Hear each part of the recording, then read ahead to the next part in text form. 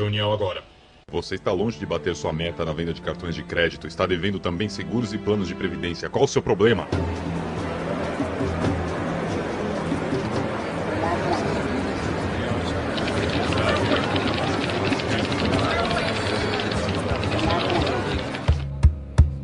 A busca empresarial por aumento de produtividade e de lucros faz parte do jogo do sistema capitalista. Mas muitas vezes, para alcançar esses objetivos, empregadores extrapolam limites éticos e morais, prejudicando a integridade física e psíquica dos trabalhadores. Não são raros os casos onde, por exemplo, a fixação de metas individuais e a cobrança do seu cumprimento são feitas de forma excessiva, gerando estresse, insegurança, depreciação do trabalho. Assim, cria-se espaço para o assédio moral, que expõe funcionários a situações constrangedoras e humilhantes, resultando em doenças e em prejuízos para toda a sociedade. Seu perfil não serve para esta agência. Sua incompetência está atrapalhando nossa colocação no ranking. Debater caminhos capazes de garantir maior participação dos trabalhadores no plano de metas das empresas e prevenir os abusos de poder é colocar o trabalhador à frente do capital. É promover segurança para que ele desenvolva suas habilidades e potencialidades com estrutura, respeito e dignidade. Por um país melhor e mais justo. Olá, o Melhor e Mais Justo de hoje discute a degradação do ambiente de trabalho pela imposição de metas abusivas. Para essa conversa eu tenho o prazer de convidar Roberto Eloane, que é professor pesquisador da Faculdade de Educação da Unicamp e da Fundação Getúlio Vargas, a FGV São Paulo, um dos editores do site Assédio Moral. Simone Nascimento, do Sindicato dos Trabalhadores em Telemarketing, Keila Marinho, advogada trabalhista, e Plínio Pavão, diretor executivo da Confederação Nacional dos Trabalhadores do Ramo Financeiro da CUT. Bem-vindos. Obrigado. Metas abusivas, assédio moral, avaliações por desempenho individual e venda desmedida de produtos, muitas vezes alheios ao contrato original do trabalhador. Como identificar práticas que deterioram o ambiente de trabalho e a saúde do trabalhador? Em quais situações fica caracterizada a quebra dos limites éticos e morais?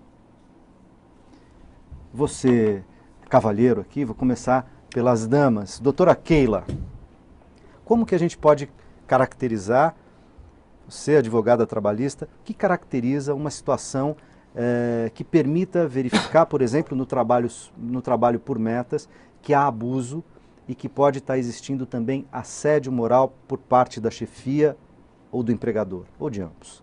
Bom, primeiramente agradeço o convite, é um prazer estar aqui com vocês, discutindo esse tema tão polêmico, né, e tão complicado nas empresas ainda. É importante que todos tenham em mente que metas são necessárias também dentro das empresas, porque assim se desenvolve, né?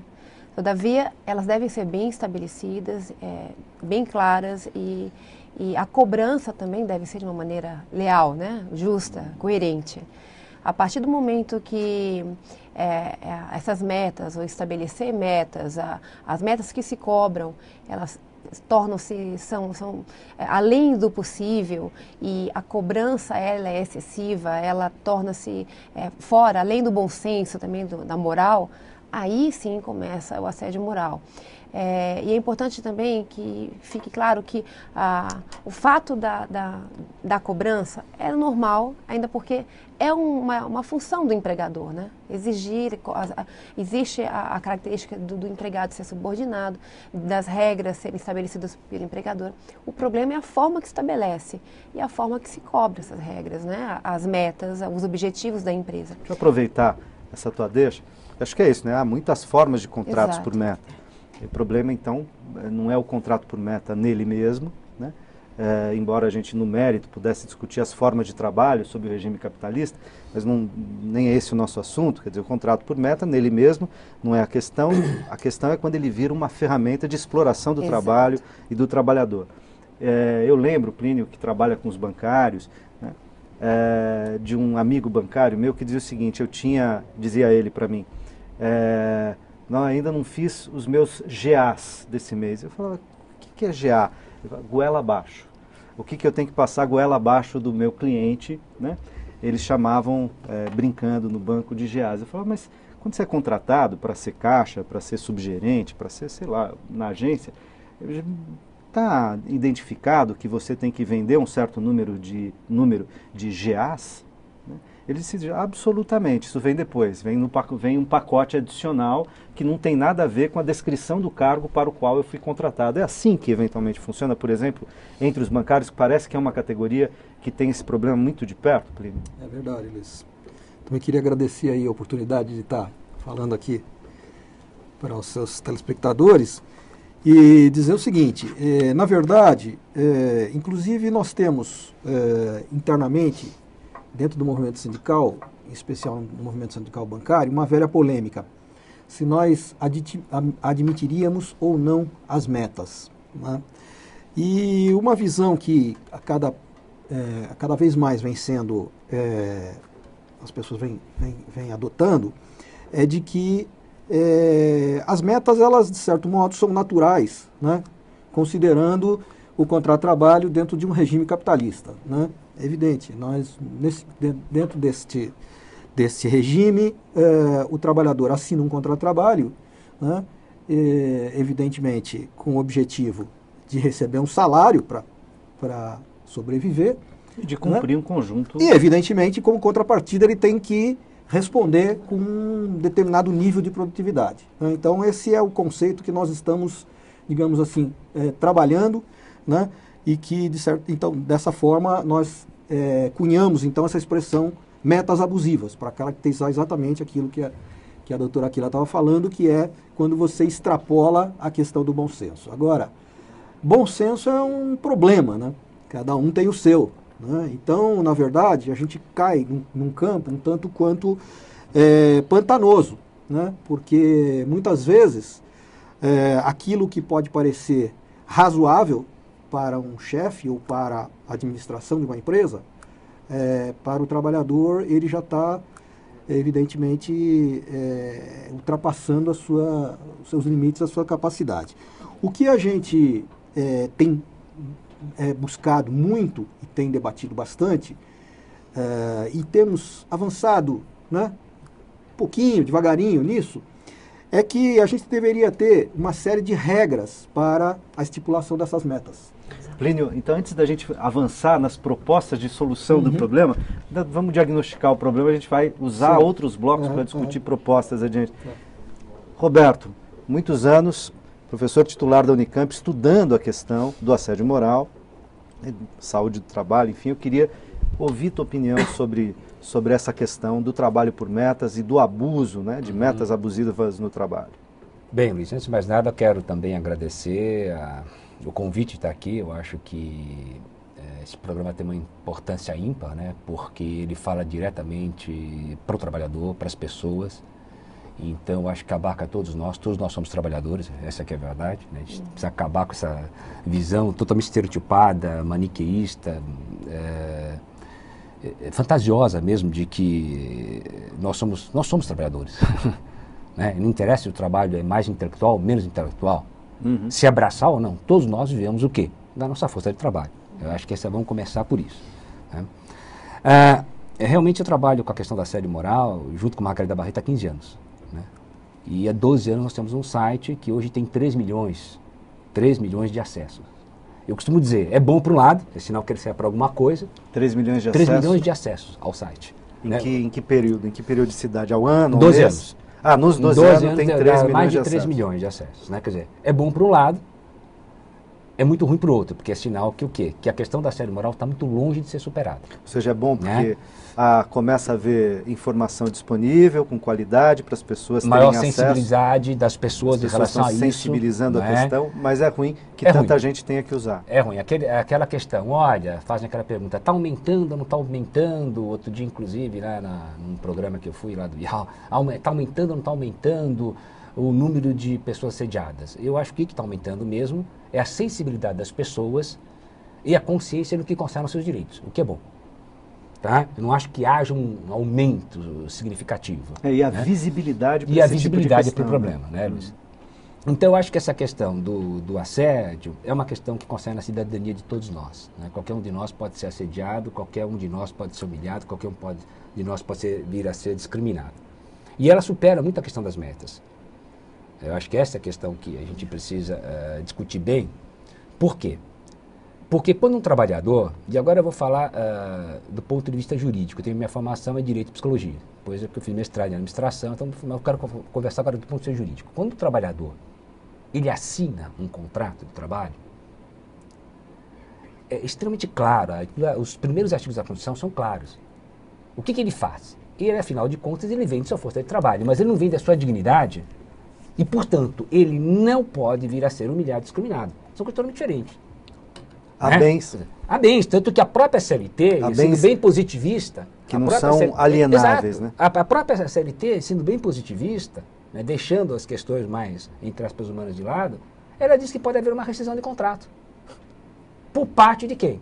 Do empregado. É perfeitamente legal. Quer dizer, se ele é destituído da sua dignidade, se ele é expropriado daquilo que ele tem que é mais caro ao ser humano, que é a sua imagem, a sua identidade, ele pode rescindir o contrato. Como o empregador também pode fazer o ponto nem de vista. sempre isso é simples, mas eu quero ouvir a Simone ainda no primeiro bloco. Nem sempre o trabalhador está em condição diretamente de simplesmente abandonar o trabalho. Sim, olha, não estou gostando, vou me embora. Né? Porque ele é a parte mais fraca. Né? Justamente porque muito frequentemente ele é a parte o elo mais fraco da cadeia, não é, Simone? É isso mesmo.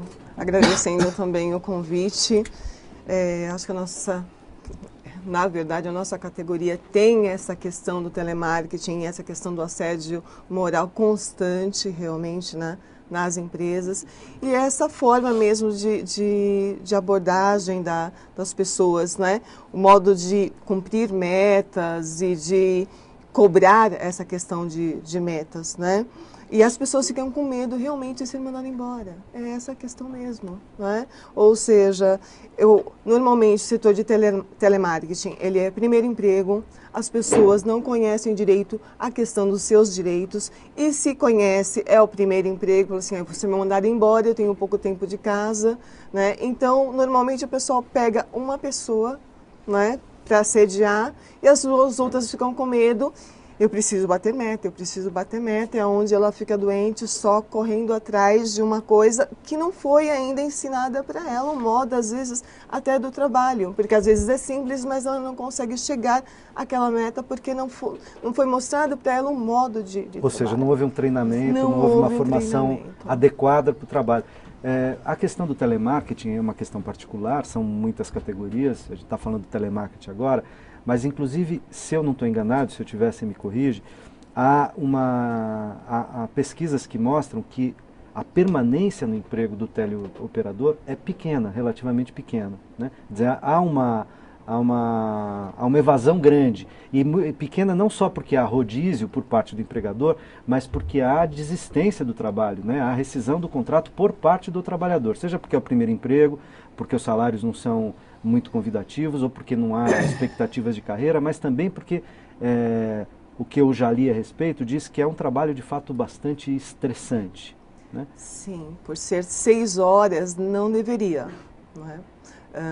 A redução da carga horária realmente é devido a essa pressão de cobrança de metas, seja ele quando você atende uma ligação, porque você tem um tempo estipulado para atendimento, seja ele quando você liga para vender algum produto. Em geral, o teleoperador, na venda é uma coisa, mas quando ele está lá no saque e tal, para atender reclamação de cliente, eu fico imaginando, das vezes que eu já reclamei, que falar, coitado do cara que está me atendendo, porque você não, na verdade não é ele, né, a figura que você quer atingir, mas você está tão bravo, está tão pé da vida com a situação de desagrado com o serviço que você recebeu, que você solta os cachorros em cima do teleoperador mesmo, né, e ele fica lá. Na verdade, quando você está atendendo a pessoa em atendimento de reclamação, você tem até certo limite para resolver aquela questão. Dali, você tem que passar para uma outra área mais especializada, nem sempre... E isso conta como não produção sua, se você não conseguiu resolver? Na verdade, não. A questão é do outro lado da linha entender que aquela questão técnica eu não posso resolver no momento, mas eu preciso passar para uma pessoa mais especializada. Porque ela acha, como você linha de frente, você é empresa, e você tem que resolver a questão dela agora. Então, esse não entendimento das pessoas do outro lado da linha fazem com que ela coloque toda a raiva dela em cima do atendente. Né? Então, o atendente tem que saber, na verdade, tem que ser um psicólogo na hora do atendimento. Tem que receber uma formação adequada, né? Sim, uma porque formação, se ele... um acompanhamento adequado, condições adequadas de trabalho, né, Roberto? Isso. Como diria minha avó, tem que ter sangue de barata. Sim, porque não é brincadeira. Tem que ter um treinamento referente a essa Então, questão. mas para poder escutar, a minha formação também não é no campo, é no campo da psicologia, né, não no campo jurídico. Eu sou doutor em psicologia de formação, mas uma das coisas que deveriam passar, né, no campo da formação de profissionais que trabalham, por exemplo, com desagrado, né, com mau humor dos clientes, como em muitos casos na teleoperação, com essa possibilidade de escutar, né, de encaminhar, de escutar, de tranquilizar, quer dizer, de não tomar aquilo para si, né, Sim. de colocar aquilo num lugar que é um lugar da condição de trabalho e não dele, não é com ele, etc. Mas são situações delicadas. Aí eu acho que tem duas questões, né? É claro que um preparo em relação ao sujeito, né, que vai receber, né, ele acaba sendo, coitado, um estofamento, né, que recebe todo o impacto. É sempre bom, né? E é possível. Mas há outras questões que eu não sei se são possíveis, porque boa parte do sofrimento, há pesquisas muito interessantes, né? Inclusive a Selma Ben, que é uma pesquisadora da Unicamp, fez um trabalho muito bom com o telemarketing, né? Um trabalho muito bom mesmo, participei até da banca, deram um trabalho muito interessante. Realmente, o tempo de duração do sujeito é curto, 2 anos e meio, 3. No máximo. Geralmente, quem vai para o telemarketing são pessoas que, por N razões, foram discriminadas em outras esferas pessoais da vida.